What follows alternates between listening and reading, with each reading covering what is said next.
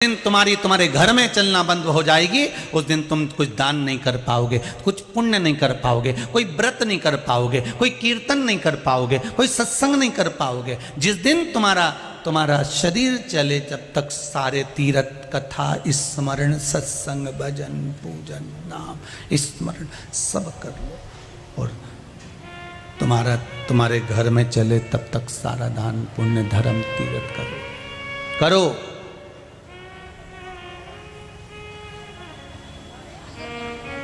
उसके बाद का कोई ठिकाना नहीं।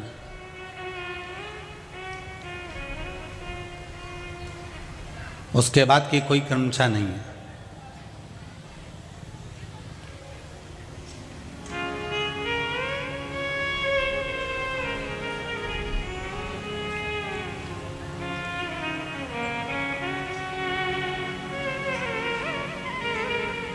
महाराज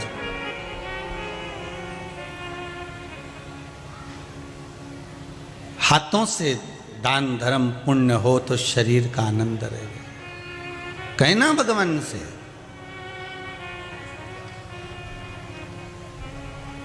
हमको देना तू मना नहीं, पर जिस दिन तेरी मर्जी हो उस दिन देना। जब तेरा मन हो जाए कि हाँ बहुत दिन अब मैं किराए के मकान में रह ली हूँ, बहुत दिनों से मैं किराए के मकान में पड़ी रही हूँ, अब इसको मुझे भवन देना है, भूमि देना है, तो ये आपकी कृपा से मिल जाए। एक पत्र में किसी ने लिखा है,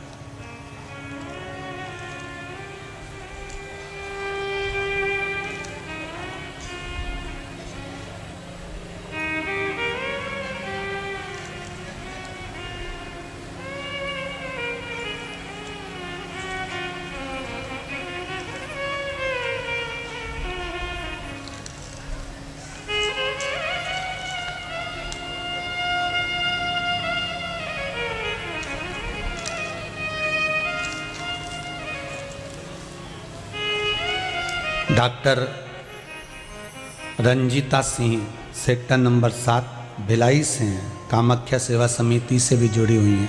आप ही हैं? दोनों हाथ उठाकर जरा हर हर महादेव कर दो। हर हर। आपने लिखा है पत्र के अंतर्गत, गुरुदेव भगवान शिव की भक्ति से जब से जुड़ी हूँ, मेरे पास में कोई एक सामान खरीदने का भी कुछ नहीं था, पर बाबा देवाधिदेव महादेव की जो कृपा हुई है, हमने अपना घर भी बना लिया, मेरी पीएचडी भी हो गई अच्छे से गुरुदेव, और बाबा की कृपा से गाड़ी भी आ गई। ये शिव की कृपा है। जब से शंकर की भक्ति में जुड़ी हूँ, तब से कोई चीज की कमी बाबा ने नहीं दी। आपने पत्र में लिखा है। बैठिए। हर हर महादेव। शिव भक्ति होती है ऐसी। तेरा ही दिया मैंने खाया पिया है, तेरा शुक्रिया है, तेरा शुक्रिया है। मुझे भोले बाबा ने बहुत दे दिया है, तेरा शुक्रिया है, तेरा शुक्रिया है। आप जैसा सत्संग चाहेंगे वैसा सत्संगी आपको मिल जाएगा, जैसा भजन चाहेंगे वैसा भजनावली आपको मिल जाएगा। ब्रह्मा जी के मन में खेद उत्पन्न हो गया, ब्रह्मा जी के मन में एक भाव उत्पन्न हो गया कि मुझसे गलती हो गई। और सबसे बड़ी बात याद रखना जीवन में कि आप अगर कुछ गलती करे हो, अगर आपने अपनी जिंदगी में कोई गलती करी है और उसका अगर आपके हृदय में पश्चाताप हो रहा है, आपके जीवन में अगर आप पश्चाताप कर रहे हो कि मुझसे ये गलती हुई है, तो समझ लो कि भगवान भी माफ कर देता है कि पश्चाताप तो तूने करा, कम से कम अपने हृदय से कुछ तो पश्चाताप करा तूने। राधे, अपने जीवन में कुछ तो पश्चाताप करा है तूने।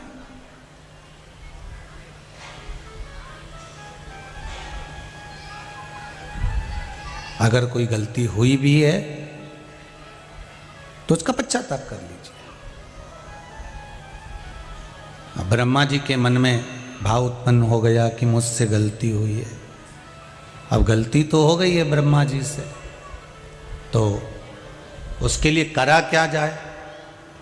तो ब्रह्मा जी सुमेरु पर्वत पर, जो कि 100 योजन विस्तृत में फैला हुआ था, ब्रह्मा जी वहीं पर डेरा डालकर तप करने बैठ गए।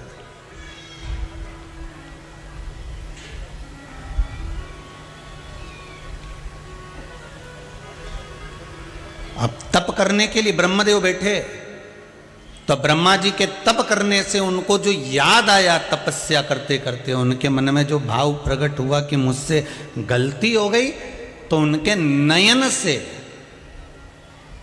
एक अश्रु जो निकला वो प्रायश्चित का था।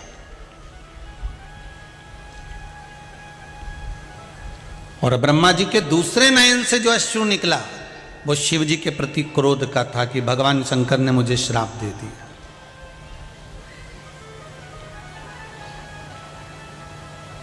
दोनों बात व्यक्ति के हृदय में आ जाती है कभी कभी। एक तरफ उसके मन में आता है कि उन्होंने मेरे को ऐसा, मैं दुखी हूं, ऐसा हूं, और दूसरी तरफ आ जाता है उसने मेरे साथ ऐसा किया तो उसका ऐसा कर दूंगा। जैसे पूतना राजा बलि की लड़की रत्नमाला भगवान का दर्शन कर कर मन में सोचती है इतना सुंदर पुत्र हो, ऐसे सुंदर पुत्र को मैं स्तनपान कराऊंगी। और जब वो राजा बलि बंधन में पड़ गया तब मन में आया, अरे इसको तो मैं विष पिलाऊंगी। दोनों मनोकामना भगवान ने पूरी करी। पूतना बनकर जन्मी वो रत्नमाला और स्तनपान भी करा रही है और विष भी पिला रही है। भगवान ने दोनों कामना पूर्ण कर दी उसकी।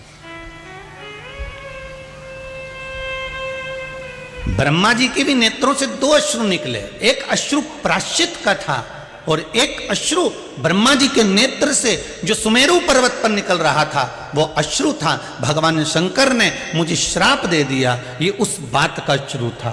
थोड़ा सा क्रोध जागृत हो गया।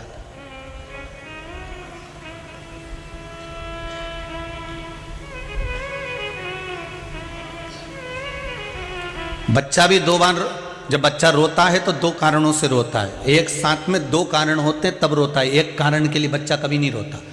2 कारण कौन से होते हैं? एक तो मम्मी ने मार दिया, दूसरी मेरे को टीवी नहीं चलाने दी, मुझे गेम नहीं खेलने दिया। बोलो सही है कि गलत है? बच्चा एक कारण से कभी नहीं रोता। बच्चा रोता 2 कारणों से। एक, मम्मी ने मुझे मारा, दूसरा मम्मी ने मुझे गेम नहीं खेलने दिया, मम्मी ने मुझे मोबाइल नहीं दिया, मम्मी ने मेरा ये काम नहीं करा, मम्मी ने मुझे ऐसा कर दिया, मम्मी ने मुझे स्कूल भेज दिया, मम्मी ने मुझे ट्यूशन भेज दिया। बच्चा 2 कारण से रो रहा है। 2 कारणों से बालक रो रहा है। ब्रह्मा जी भी 2 कारणों से आंखों से अश्रु बहा रहा है। एक प्रायश्चित का, एक थोड़ा क्रोध का।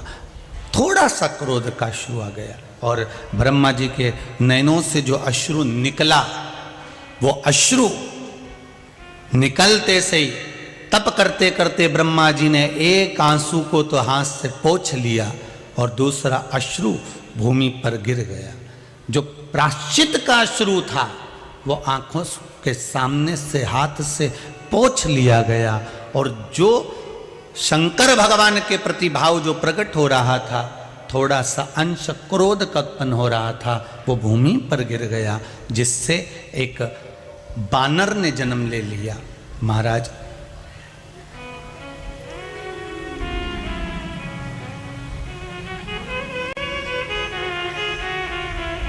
एक बानर ने जन्म ले लिया।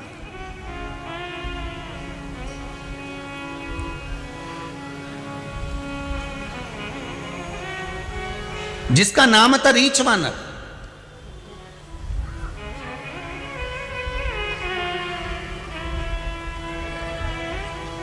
उसकी स्वरूप बानर जैसा था, पर थोड़ा सा उसमें भाव राक्षसों जैसा था।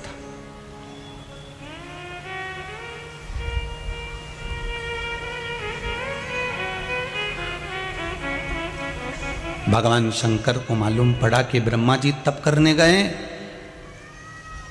और ब्रह्मदेव तप में लीन हो गए हैं। ब्रह्मा जी तप धारण कर रहे हैं, ब्रह्मा जी तप कर रहे हैं। तो भगवान शंकर के मन में आया कि ब्रह्मा जी से जरा एक बार मिलकर आऊं जरा। हम मृत्यु लोक में आए हैं, सुमेरु पर्वत पर तप कर रहे हैं। इस सुमेरु पर्वत पर जहां वो तप कर रहे हैं, शंकर भगवान ने सोचा इस सुमेरु पर्वत पर तो मैं भी निवास करता हूं, चलो ब्रह्मा जी को जरा देख कर आता हूं। और भगवान जैसे ही सुमेरु पर्वत पर गए तो ब्रह्मा जी तो उठकर तप की मुद्रा से निकल कर जा चुके थे, ब्रह्मा जी तो पहुंच चुके थे अपने धाम में। पर जैसे ही शंकर भगवान पहुंचे, शिव जी को ब्रह्मा जी की याद आ गई। और ब्रह्मा जी की जब याद आई कि मैंने ब्रह्मदेव को श्राप दिया, पर उनको संभालने के लिए श्राप दिया। माता पिता अपने बच्चे को अगर मारते हैं, बच्चे को भले दोष नजर आता है कि मेरी मम्मी ने मार दिया, मेरे पिता ने मार दिया, पर बच्चे को मारने का कारण केवल इतना सा था कि बच्चा आने वाले समय में थोड़ा सा संवर जाए, थोड़ा सा सुधर जाए।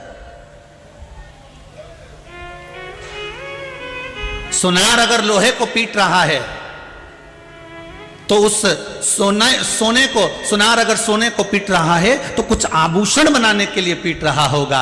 माता पिता और गुरु अपने शिष्य को अगर पीटता है तो कुछ बनाने के लिए ही पीटता होगा कि इसको मुझे सुंदर बनाना है, मुझको इसको आभूषण बनाना है, मुझको इसको श्रेष्ठतम बनाना है। वो पीट इसलिए रहा।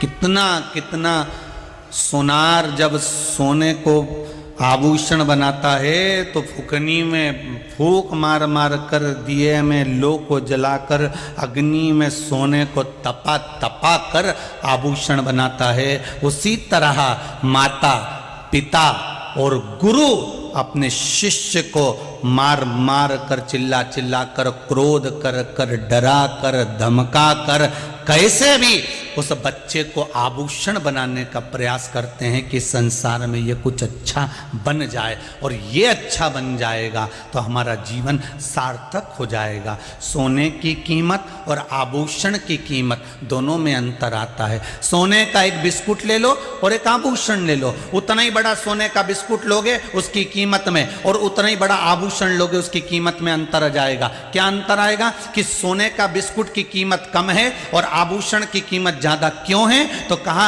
आभूषण की कीमत इसलिए है क्योंकि जिसने बनाया उसकी बनवाई उसमें जोड़ी गई है, जिसने मेहनत करी उसकी कारीगरी उसमें जोड़ी गई है। सोना वही था पर उसकी कारीगरी जिसने करी थी उसकी कीमत उसमें लगा दी गई है, उस आभूषण की कीमत बढ़ गई है। महाराज, एक माता पिता अपने बच्चे को अगर आभूषण बनाने का प्रयास करते हैं, एक माता पिता अपने बच्चे को संवारने का प्रयास करते हैं, तो उनको मालूम है कि इसकी कीमत कैसे बढ़ेगी। सोना तो सबके पास में है, औलाद तो सबके पास में है, बेटा और बेटी सबके पास में है, पर इनकी कीमत माता पिता ही बना सकते हैं, इनकी कीमत एक गुरु ही बना सकता है। और वो बनाना आपको पड़ेगा कि हम हमारे औलाद को कितना कीमती जेवर बना सकते हैं, कितना आभूषण श्रेष्ठ बना सकते हैं,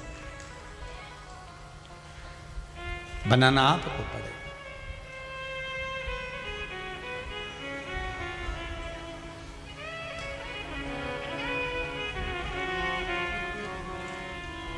और जब तक आप उसको कीमत वाला नहीं बनाओगे तो जीवन की कोई सार्थकता नहीं। फिर निवेदन करूंगा, पढ़ाई आप कराओ, डॉक्टर आप बनाओ, इंजीनियर आप बनाओ, सब आप बनाओ, पर साथ में उसको संस्कारित बनाते हुए चलना, तो आपका भी जीवन संवर जाएगा और आभूषण भी श्रेष्ठ हो जाएगा। संस्कारित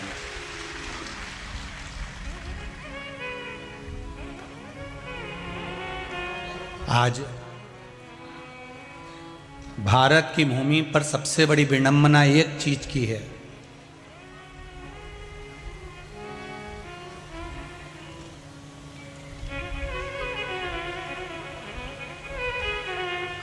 भारत की भूमि पर सबसे बड़ी विडंबना एक चीज की है। पहले माता पिता अपने बच्चे को खुद संभालते थे, आज के जमाने में माता पिता बच्चे को जन्म देने के बाद एक आया रख लेते हैं, एक दासी रख लेते हैं, एक कोई माता को रख लेते हैं, कोई बेटी को रख लेते हैं, इसको संभालो। माता पिता पार्टी में एंजॉय कर रहे हैं, वो लड़की, वो माँ, वो आया, उस बच्चे को लेकर घूमती फिरती है, रोटी खिलाती, पानी पिलाती, चाय पिलाती, दूध पिलाती, सुलाती, खिलाती, तैयार करती। वो आया और माता पिता पार्टियों में एंजॉय कर रहे हैं, माता पिता घूम रहे हैं, माता पिता जा रहे हैं, माता पिता इधर उधर घूम रहे हैं, और वो घर में जिसको बच्चे को संभालने के लिए रखा गया है वो बच्चे को संभाल रही है। अब एक बात अपनी जिंदगी में उतार कर रखना, बच्चे का प्रेम माता पिता से रहेगा क्या? जम के बोलिए जरा, नहीं रहेगा। जब बच्चे का प्रेम बचपन से ही माता पिता से अलग हो जाएगा तो फिर बुढ़ापा आने पर आप अपनी औलाद से आसक्ति क्यों रखते हो कि ये मुझे चाय पिलाएगा? तूने बचपन में उसको कपड़े नहीं पहनाए, तूने बचपन में उसको रोटी नहीं खिलाई, तूने बचपन में उसको श्रृंगार नहीं किया, तो क्या औलाद बुढ़ापे में तुम्हारा कुछ करने वाली है? तो जिन जिन की औलादें दूसरों की गोद में पल रही हैं वो तैयारी कर लेना वृद्धाश्रम की, एक एक अटैची तैयार करके, एक एक अटैची अभी से तैयार कर कर रख लो, क्योंकि बच्चों में प्रेम आप जागृत करोगे तो बच्चे, माना आपको नौकरी से फुर्सत नहीं है, आपको कमाने से फुर्सत नहीं है, पत्नी भी नौकरी पर जा रही है, पति भी नौकरी पर जा रहा है, पर ईमानदारी से बोलो, पूरा जीवन, आधे से ज्यादा समय, आधा ही समय समझ लो कि जिंदगी के 100 साल में से 50 साल तुमने कमाने में निकाले। अब हिसाब लगाइएगा जरा, कितने साल कमाने में निकाले? जम के बोलो जरा। 50 साल तुमने कमाने में निकाले। 50 साल तो कोई नहीं कमाता, 60 साल तक कमाते हैं लोग, गवर्नमेंट भी रिटायर 60 के बाद ही करती है।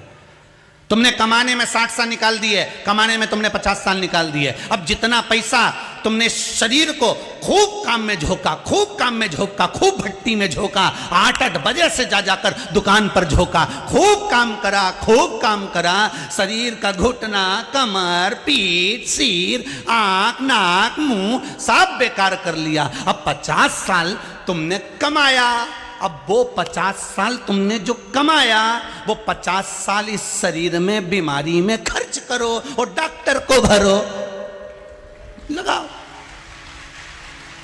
50 साल पहले पैसे को कमाओ, इस शरीर को खूब भट्टी में झोंक दो, और 50 साल बाद जो तुमने लाखों रुपए बैंक में जमा करे हैं, इस शरीर की हड्डी कलपुर्जे को सही करने में वो 50 साल जो कमाया वो इसमें झोंक दो। अब ना तो तुम जिंदगी का एंजॉय कर पाए, ना अपनी जिंदगी को सही जी पाए। 50 साल कमा कमा के मर गए और 50 साल डॉक्टर में भर भर के मर गए, और बाकी का समय था तो औलाद ले जाके आग लगा दी शमशान में। 13 दिन बाद नुक्ती और गुलाब जामुन और खोपरा पाक खा गए,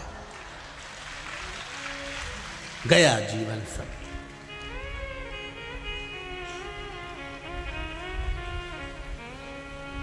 अभी भी कुछ नहीं बिगड़ा है। अरे ओ धान के कटोरों वालों, अच्छे से सुन लो जरा, कुछ नहीं बिगड़ा, अभी भी कुछ नहीं गया। कई लोग कहते हैं सीहोर वाले महाराज को कथा करना नहीं आती, हम तो पगले हैं, माना हमें कथा नहीं आती, पर तुमको भी तो जिंदगी जीना नहीं आती। अगर तुम्हें जिंदगी जीना जिस दिन आ जाएगी तो हम में भी कथा करना आ जाएगी, पक्का। तुम जीना सीख लो, हम कथा करना सीख लो। जियो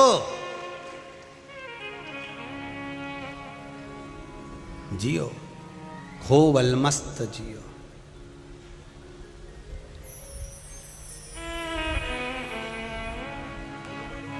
अभी वो टीवी पे देखा था बीच में और अखबार में आया था, ना जाने कहाँ का था, यूपी पुपी का था कहीं का, खूब पैसा मिला उसके यहाँ। दादा तुम्हें नाम मालूम हो तो बता दीजिए रे, हैं कौन से गांव का? हाँ जो भी नाम हो, कौन से गांव के थे वो? कानपुर के।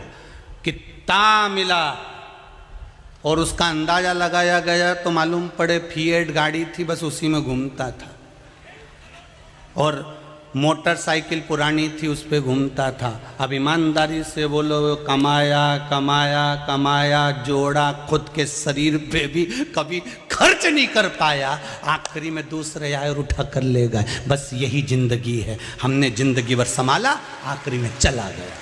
यही जीवन है। जोड़ो, मना नहीं।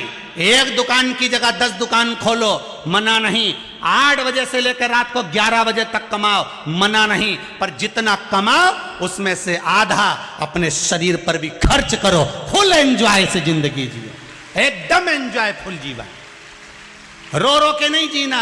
जरा सी छोरा सुन नहीं दिया, बहू ने ये कह दिया, पत्नी सुने नहीं, पति ये बोल गया, हमारा रुपया वो खाकर भग गया। अरे जाने दो, भाग्य में होगा तो वापस आएगा। किसके लिए रोना हमको, किसके लिए? भरोसा दड़ी बनकर विश्वासपूर्ण। एक माँ ने पत्र लिखा है कि गुरुजी हमारे परिवार में हमारे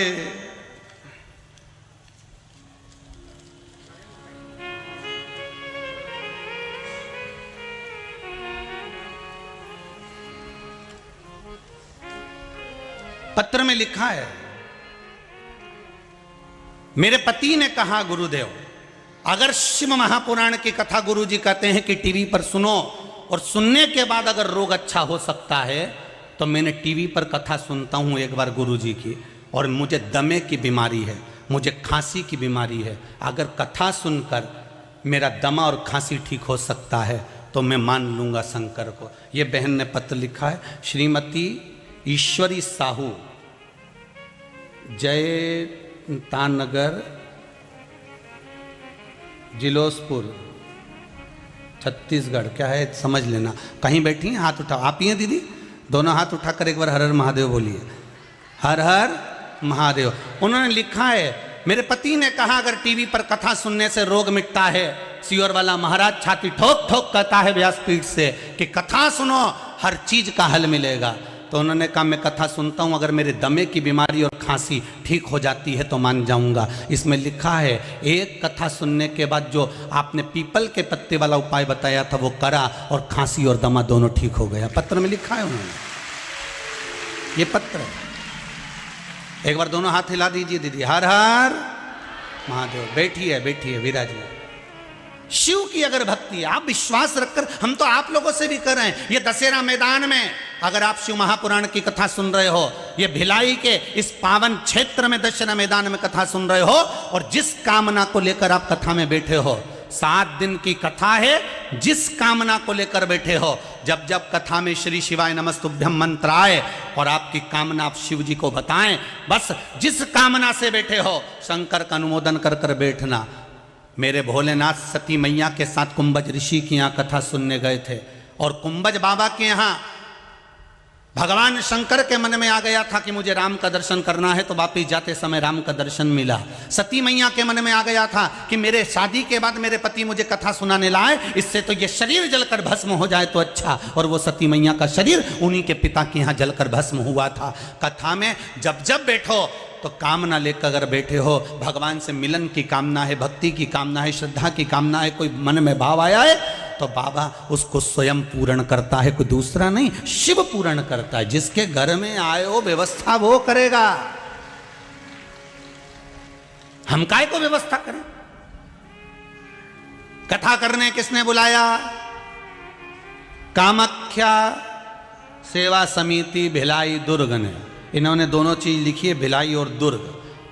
इनकी दोनों चीज लिखने से हम समझ गए, क्योंकि कथा हो रही है भिलाई में, हमें रुकाया है दुर्ग में।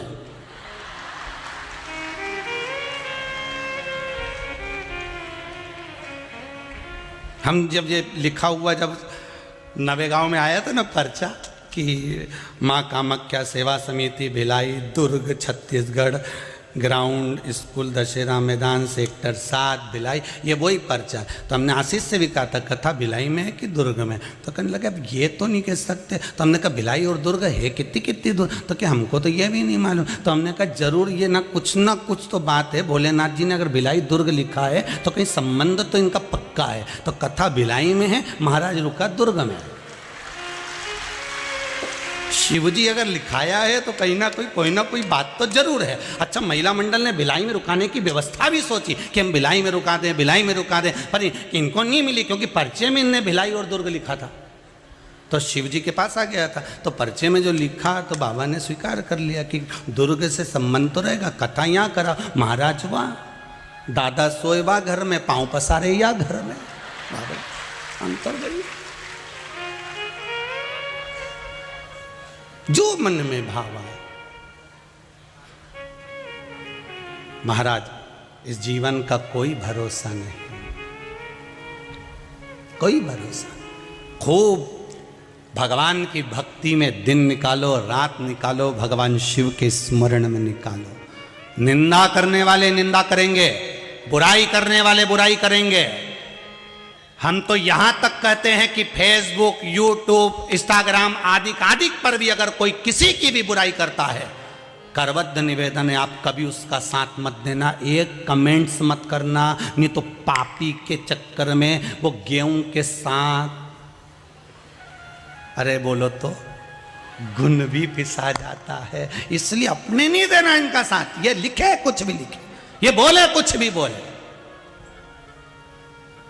पर अपने साथ अपन है क्या? और महाराज कौन रहा? ये कोरोना महामारी ने सबको दिखा दिया है महाराज जी। कोई किसी का नहीं यहाँ, बस वादे वादों का क्या।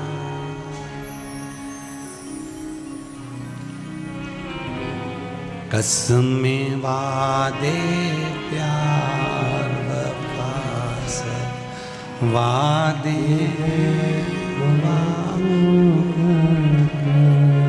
कुछ भी नहीं। जगत में कोई ना परमानेंट, जगत में कोई ना परमानेंट, जगत में कोई ना परमानेंट। भगवान शिव की कथा कहती है, इस संसार सागर में अगर जन्म मिला है तो कोई फिक्स होकर नहीं आया। कब किसको कब जाना पड़ जाए इसका कोई भरोसा नहीं। कमाओ पर अपनी जिंदगी पर, अपने जीवन पर मत करो। दान नहीं करना है, मत दो, किसी को नहीं देना है, पर अपने ऊपर तो खर्च करो, अपने ऊपर तो लगाओ कम से कम।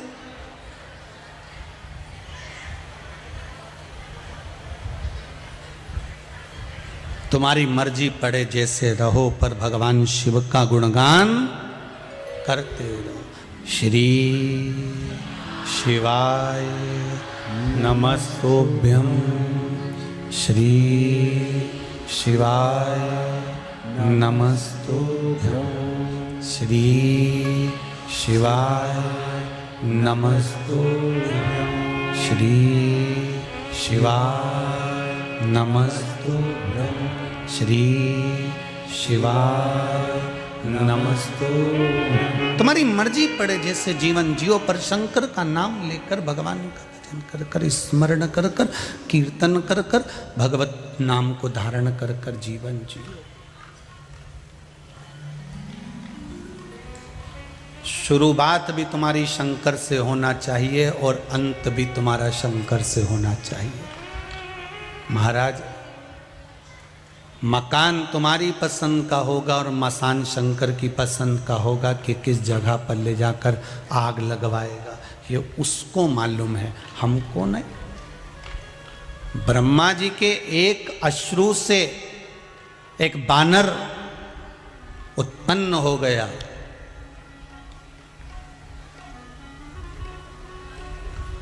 थोड़ा उपद्री था, राक्षस प्रकार था, उपद्री प्रवृत्ति। शिव जी मिलने के लिए आए ब्रह्मा जी को।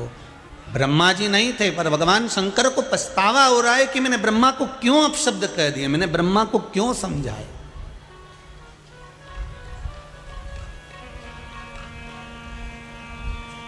मैंने ब्रह्मदेव को ये बात क्यों कही।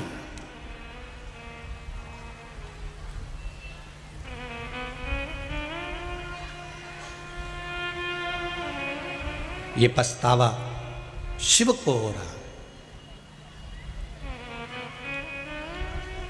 जैसे एक नारी, जैसे एक स्त्री रोती है पछतावे में, शिव को वो पछतावा हुआ। अश्रु शंकर भगवान का भूमि पर गिरा। उस सुमेरु पर्वत पर ही एक तालाब बन गया।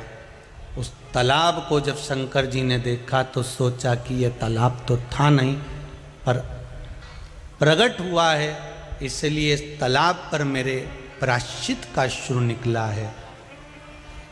मेरे जीवन का बदलाव, मेरे हृदय का बदलाव हुआ है। इसलिए इस तालाब में जो स्नान करेगा, पुरुष अगर इस तालाब में कभी स्नान करता है तो वो नारी बन जाएगा और बड़ी सुंदर नारी बनेगी।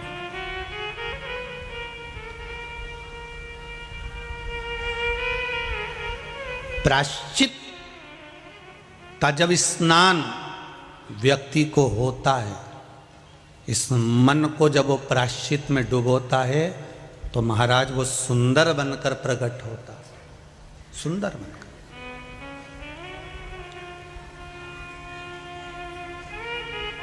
प्रायश्चित में सुंदरता है। हम बहुओं से भी कहते हैं, हम माताओं से भी कहते हैं, अगर गलती हो गई ना गलती, जाकर सास के गले लग लो, सास के पांव पकड़ लो, और ये आशा मत रखना कि गलती सास की है तो सास क्षमा मांगेगी या सास सॉरी कहेगी। नहीं नहीं, वो बड़ी है। और पहले भी कथा में कहा, सबसे बड़ा कौन होता है? जो झुक गया। झुकने वाले की बड़प्पन ज़्यादा होती है। अगर सास बड़ी है और वो झुक गई तो और बड़ी हो जाएगी। इसलिए उससे भी बड़ा अगर आपको बनना है तो गलती किसी की भी हो, पर आप छोटे होना, एक बार क्षमा मांगने में, गले लगाने में, सॉरी बोलने में, चरण छूने में कुछ नहीं जाता। प्रणाम कर लीजिए। ऐसा हो गई ना गलती,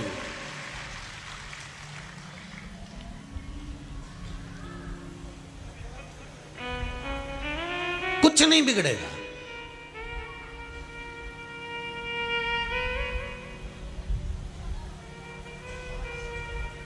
रोज पड़ोसन के यहां कचरा फेंकने से अच्छा कभी कभी फूल भी फेंका करो।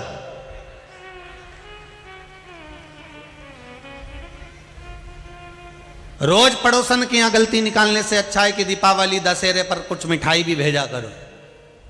उसको अच्छा लगेगा, कभी तो उसके दिल में आएगा कि मेरी पड़ोसन अच्छी है, उसके यहाँ पूजन पाठ होता है, वो कुछ भेजती है। दशहरा मैदान में कथा चल रही है, वो कथा में जाती है ना तो मुझे बेलपत्री भी लाके देती है। इतनी अच्छी पड़ोसन कहाँ मिलेगी? वो खुद खुश होगी। और तुम रोज रोज झगड़ा करोगे तो उसके मुंह से सुबह से शाम तक केवल बद्दुआ ही निकलेगी। ना तुम्हारा धन उसको चाहिए, ना उसका धन तुमको चाहिए। तुम भी ऐसे नहीं हो कि किसी का धन तुमको चाहिए। जितने लोग कथा में बैठे हो ना, और जितने आस्था पर कथा सुन रहे हो, फेसबुक यूट्यूब पर कथा सुन रहे हो, इतना तो मेरा विश्वास कहता है कि आपको किसी के धन की जरूरत नहीं है। आपको तो महादेव के धन की जरूरत है कि वो देगा, तब जाकर हमारा कार्य सफल होगा। हमें किसी का धन नहीं चाहिए और ना हमें किसी की दौलत चाहिए। कोई किसी का धन मिल भी जाएगा तो कितने दिन चलेगा? किसी का पड़ा हुआ मोबाइल मिल गया, हार मिल गया, चेन मिल गई, अंगूठी मिल गई, कितने दिन चलेगी? पर अगर उसने आवाज पकड़ रहा है भाई, अगर उसने कृपा कर दी, उसने दया कर दी, और जो एक बार दे दिया तो उसका सुख ही दूसरा हो। उसने अगर दिया है फिर सोचना नहीं है महाराज।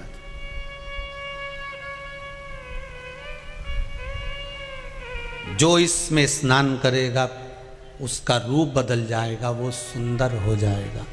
अब ये बानर को नहीं मालूम था जो उपद्रवी था, इतना उपद्रव मचा रखा था इसने, इतना उपद्रव मचा रखा था, इतना उपद्रव मचा के रखा था, चारों तरफ उपद्रव मचा रहा था। एक दिन ये बिना सोचे समझे उस तालाब में अपने राज्य का आनंद करते हुए नहाने के लिए चला गया। नहाने के लिए गया और इसका रूप चेंज हो गया। ये पुरुष से स्त्री बन गया, बंदर से सुंदर अप्सरा जैसा बन गया, इतना सुंदर बन गया। और इसने खुद तालाब के जल में जब अपना मुख देखा तो इसको पछतावा होने लगा। बताओ, मैं इतना वीर था, इतना प्रबल था, और मुझे स्त्री जैसा स्वरूप मिल गया।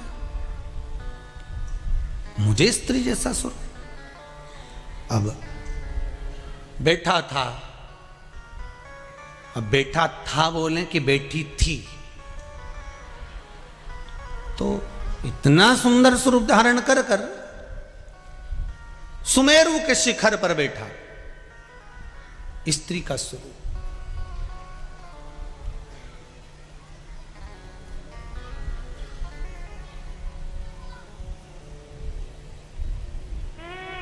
रामचरितमानस में दो ऐसे हैं जिनकी माता थी पर गर्भ से नहीं जन्मे थे, एक बाली और एक सुग्रीव। जिनकी माता थी पर ये गर्भ से नहीं जन्मे। माता तो थी इनकी पर ये गर्भ से इनका जन्म नहीं हुआ। महाराज वो थे बाली और जम के बोलो सुग्रीव, ये दो थे। और ये सजकर श्रृंगारित होकर शिखर पर बैठी हुई थी। महाराज इतने में वहीं से इंद्र और सूर्यदेव का आगमन हुआ। दोनों ने देखा तो इंद्रदेव ने सूर्य देवता से कहा, कितनी सुंदर नारी बैठी है, अप्सराएं भी इसके आगे फीकी है, इसके बाल कितने सुंदर हैं। बस बाल पर दृष्टि पड़ गई तो महाराज एक बेटे ने जन्म ले लिया जिसका नाम था बाली। मात्र बाल पर दृष्टि पड़ी तो बेटे ने जन्म लिया जिसका नाम था बाली। और इतने में सूर्य देवता, सूर्य नारायण भगवान देख रहे थे, सूर्य देवता देख रहे थे। सूर्य देव ने उसकी ग्रीवा को देखा, गले को देखा, इसका गला कितना सुंदर है जिसमें यह हार पहनी हुई। ग्रीवा को देखा तो एक बालक ने जन्म लिया जिसका नाम था सुग्रीव। बाली बाल को देखकर, सुग्रीव ग्रीवा को, दोनों प्रकट।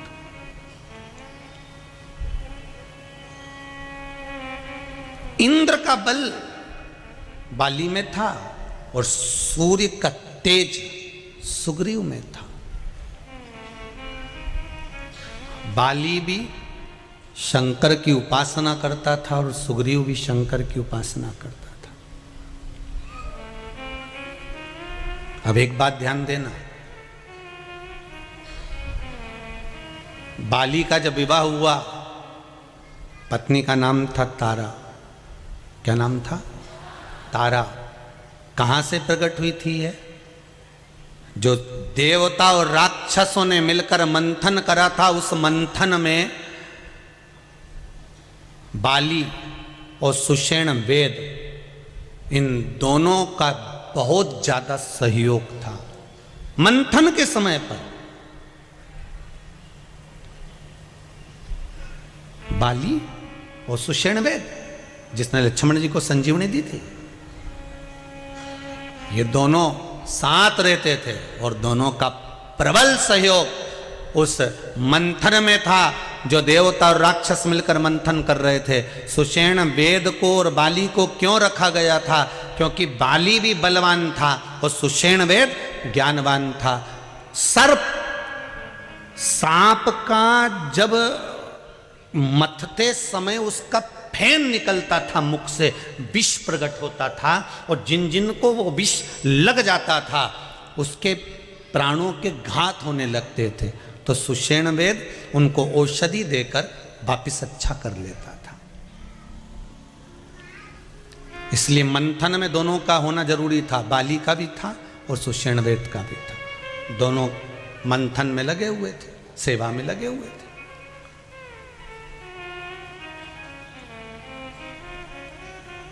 कथा कोई भी कराए, मंथन कोई भी कर रहा हो, पर सेवा मूल है। कथा कोई भी कराए, सेवा मूल है कि आप क्या सेवा में लगे हुए हैं। कोई व्यवस्था संभालने में लगा है, कोई बैठने की व्यवस्था करने में लगा है, कोई फलहार व्यवस्था में लगा हुआ है, कोई स्वल्पाहार व्यवस्था में लगा। तो ये सेवा मूल है अपनी जगह पर। मंथन करने वाले मंथन कर रहे हैं, पर बाली और सुषेणवेद ये दोनों सेवा में लगे हुए थे। मंथन करते करते 14 रत्न प्राप्त हुए। उस 14 रत्न में एक अप्सरा भी निकली।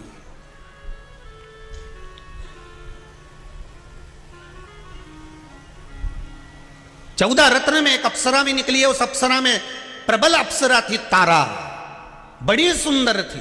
और जैसे ही प्रकट हुई तारा, जैसे ही प्रकट हुई वो अप्सरा, जैसे ही प्रकट हुई तारा, तारा को यहां बाली ने भी देख लिया और सुषेणवेद ने भी देख लिया और दोनों ने कह दिया कि इससे विवाह करना चाहते हैं, इसको हम अपना बनाना चाहते हैं। अब बात यहां अड़ गई कि इन्होंने वो मंथन को रोक दिया उस अप्सरा के चक्कर में, तारा के चक्कर में। बाली कहे इसको मैं रखूंगा और सुषेणवेद के मैं इसको रखूंगा। दोनों खड़े हो गए। मंथन जब बंद हो गया, क्योंकि मंथन इसलिए बंद हो गया था क्योंकि सर्प का जो विष निकल रहा था वो देवता राक्षसों को लग रहा था। सब घायल हो चुके थे। अब ना तो सुषेणवेद उनका इलाज कर रहा था, ना बाली उसमें बल प्रदान कर रहे थे। तो बड़े घबरा गए देवता उन घबरा कर उस अप्सरा को ले जाकर भगवान विष्णु के पास पहुंचे। भगवान विष्णु से कहा, प्रभु ये अप्सरा निकली है, 14 रत्न में एक रत्न अप्सरा, ये तारा नाम की सुंदर नारी प्रकट हुई है, क्या करना है इसका? भगवान विष्णु ने कहा क्या चाहते हैं? बाली कह रहा है मैं इसको अपनाऊंगा, सुषेणवेद कह रहा मैं अपनाऊंगा। भगवान विष्णु निर्णय नहीं दे पाए तो शंकर जी के पास ले गए, शिव जी के पास।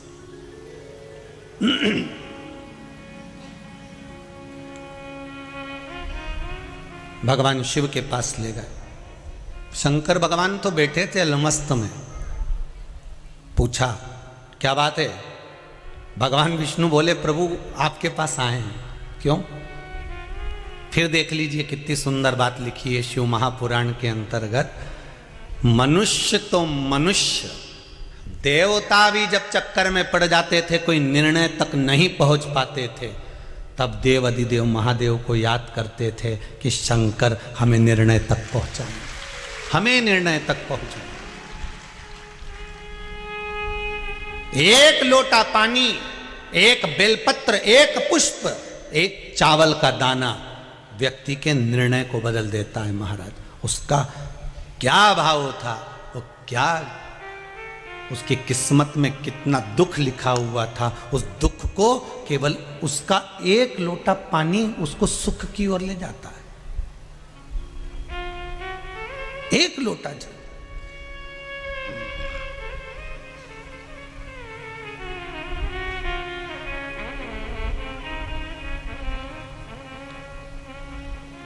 आप में से कितने लोग हैं जो शंकर जी को रोज जल चढ़ाते हैं? हाथ उठाइए। बहुत बढ़िया, रख लो, वापिस रख लो, बहुत बढ़िया। हर हर महादेव, धन्यवाद बहुत बहुत।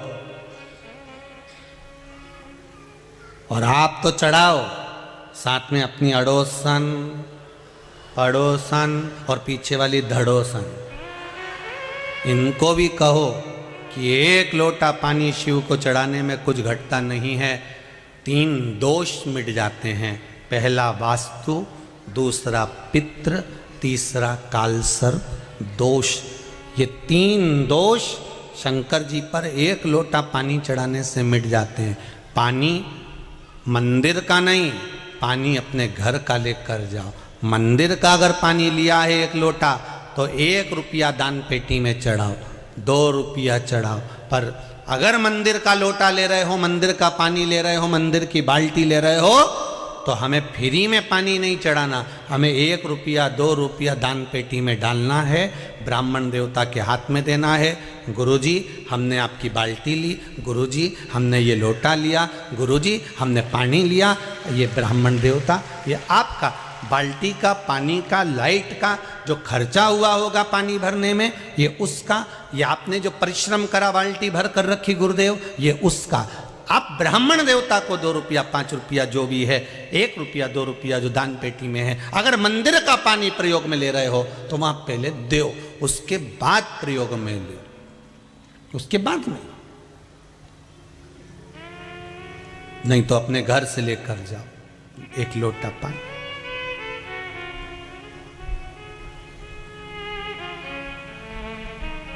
नियम बनाओ, जरूरी है।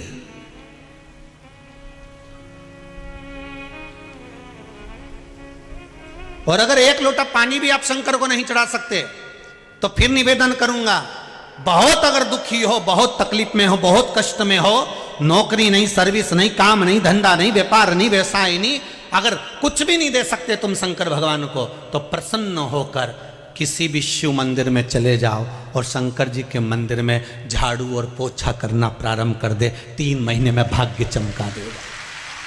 3 महीने लगेंगे भाग्य चमकाने में। तू उसका फर्श चमका, उसकी सेवा में लग जा, उसके मंदिर की सफाई में लग जा, वो भी तेरे जीवन में से दुख दरिद्र बाहर कर देगा। कर सेवा तू।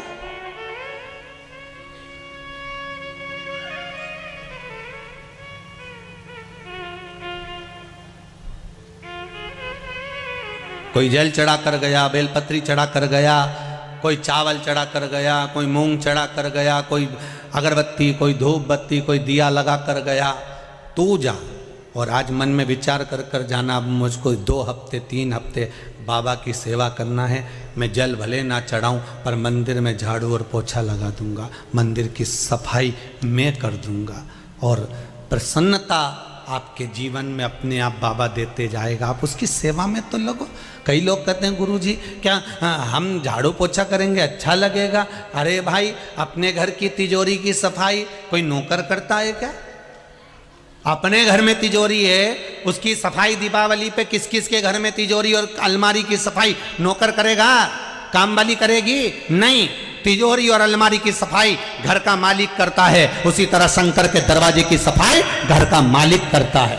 महाराज आप करिए, वो देने में कमी ना रखेगा। उसके दरवाजे पर तो 33 कोटि देवता आकर धोख लगाते हैं महाराज। उसके दरवाजे पर बैठे रहते हैं, उसके द्वार पर बैठे रहते हैं।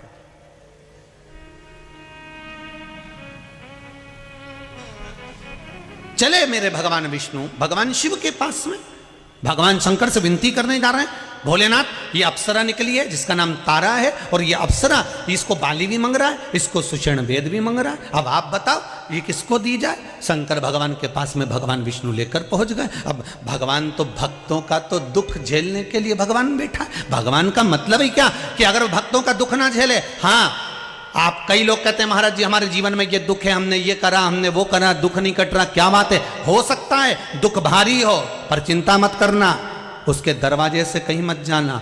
दुनिया के लोग कहेंगे कि अब एक काम कर शंकर जी, अगर तेरा दुख नहीं काटा तो तू हमारे इसमें आ जा, तू ऐसा कर ले, तू वैसा कर ले।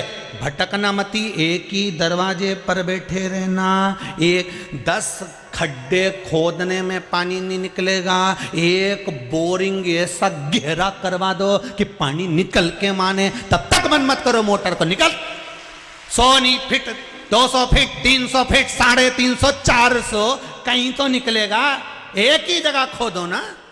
अब 150 फीट यहां खोद दिया, 250 फीट वहां खोद दिया, कितना हो गया?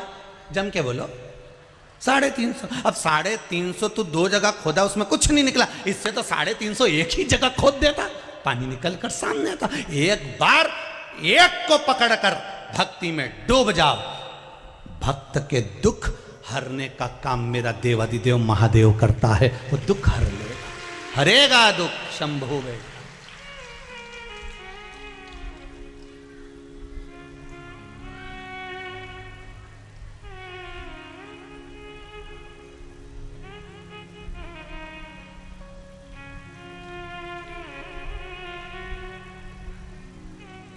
मेरा शंभु, मेरा ओघड़दानी, मेरा त्रिकालदर्शी, मेरा कैलाशी,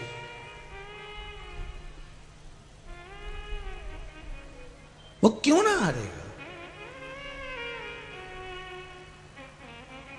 आप एक बार दिल से उसको बोलो, जैसे आप अपने मम्मी और पापा से कहते हो ना मम्मी, बिल्कुल वही अंदाजा आपका होना चाहिए। प्रार्थना कभी सुनी सुनाई मत करना, प्रार्थना कभी सुनी सुनाई मत करना, विनती कभी सुनी सुनाई मत करना। आप तो अपने दिल से, हृदय से, मन से, जैसे आप अपनी मम्मी से जैसे वो कहते हैं ना, एक भेड़ चराने वाला, बकरी चराने वाला, जो भेड़ चरा रहा था, बकरी चरा रहा था, भेड़ चरा रहा है, वो चराने वाला, भेड़ चराने वाला भेड़ों को इकट्ठा करता और उनके बाल में से जूं निकालता रहता, जूं निकालता उनके बालों में से, और भगवान से कहता, भगवान राम जी, वन में रहते रहते तुमको बहुत सारी जूं पड़ गई होगी, मैंने सारी भेड़ की जूं निकाल दी, एक बार तुम मिल जाओ, तुम्हारी भी निकाल दूंगा। इतने में तो वहीं से एक संत निकल कर जा रहे थे। संत ने कहा, अरे मूर्ख हो गया, पागल हो गया, बावरा हो गया,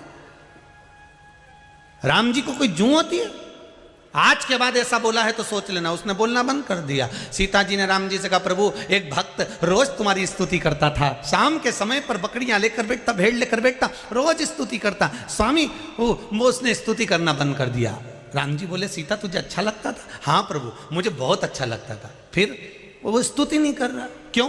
कोई संत ने मना कर दिया।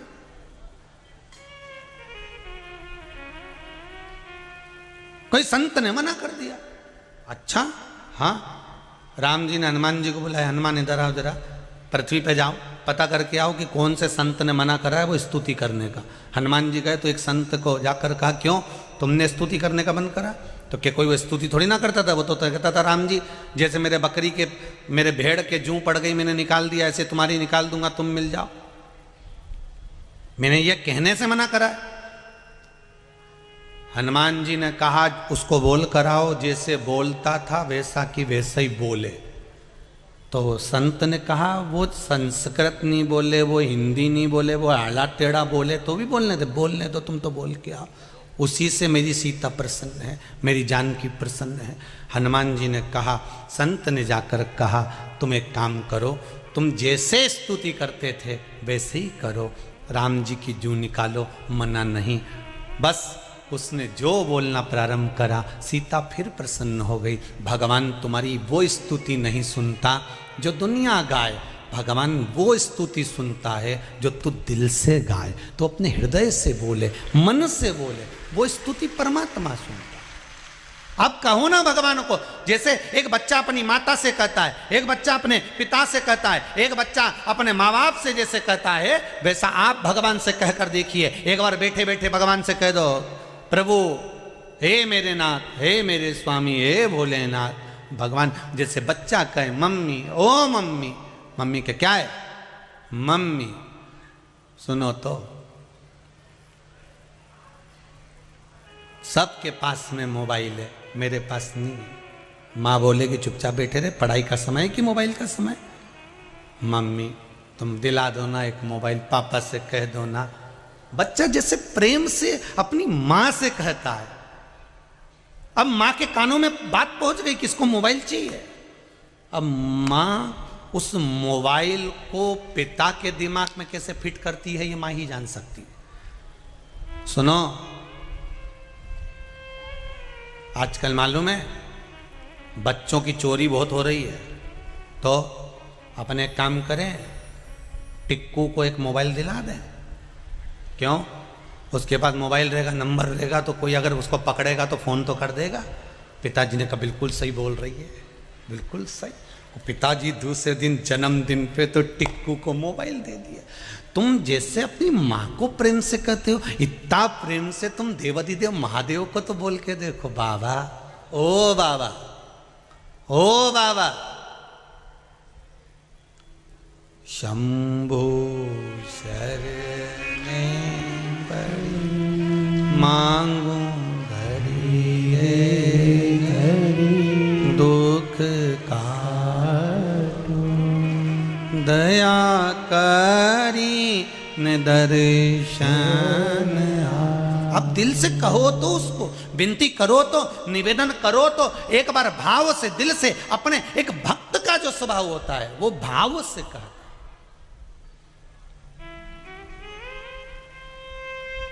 दिल से कहो।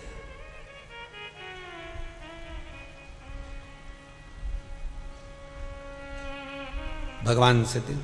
देख लिया संसार हमने, देख लिया सब मतलब के यार हमने देख लिया।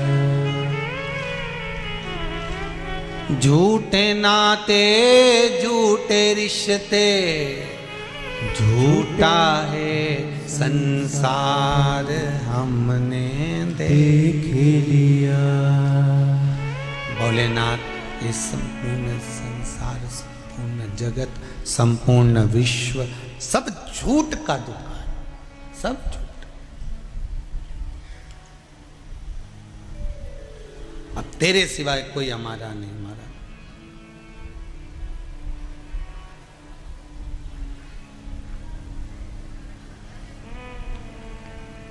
कौन? शिव की शरण में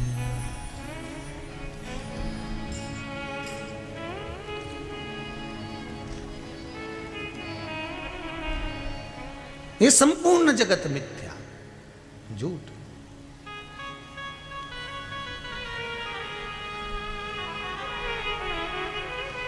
शिव की शरण में आ, भोले की शरण में एक बार आजा आजा, भोले की शरण में एक बार आजा आजा, भोले की शरण में। शिव की शरण में आजा हो, शिव की शरण में आजा, भोले की शरण में एक बार आजा आजा, शिव की शरण में एक बार आजा आजा, शिव की शरण में। शिव की शरण में आ जाओ,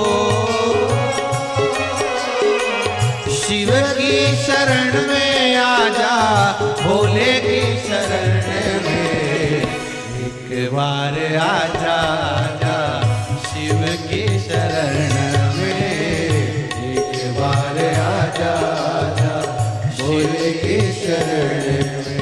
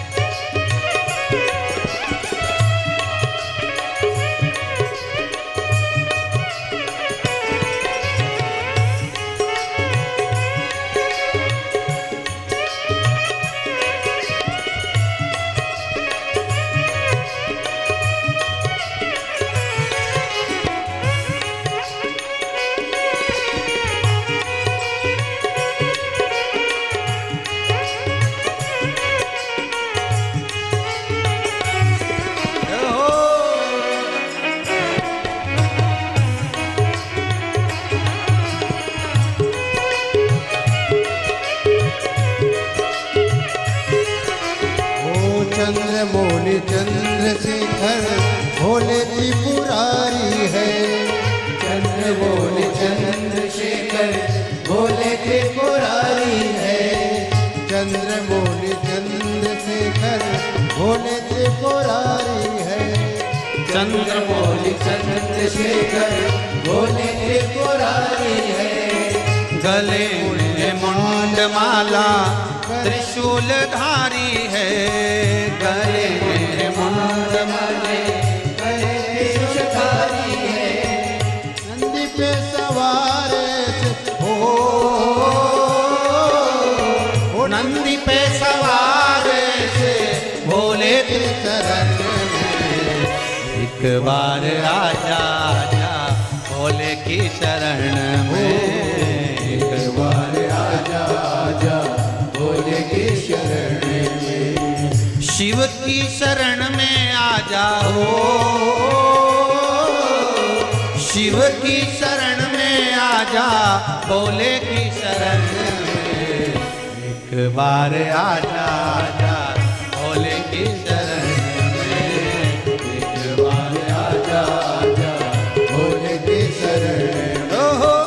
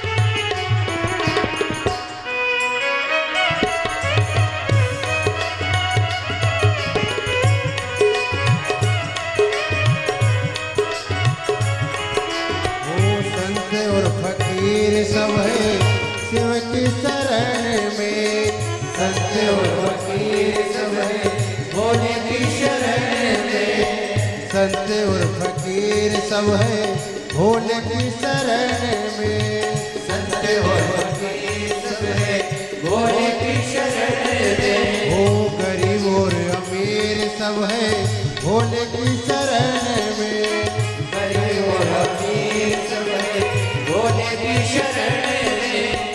शिव जी सबको मिलते हो,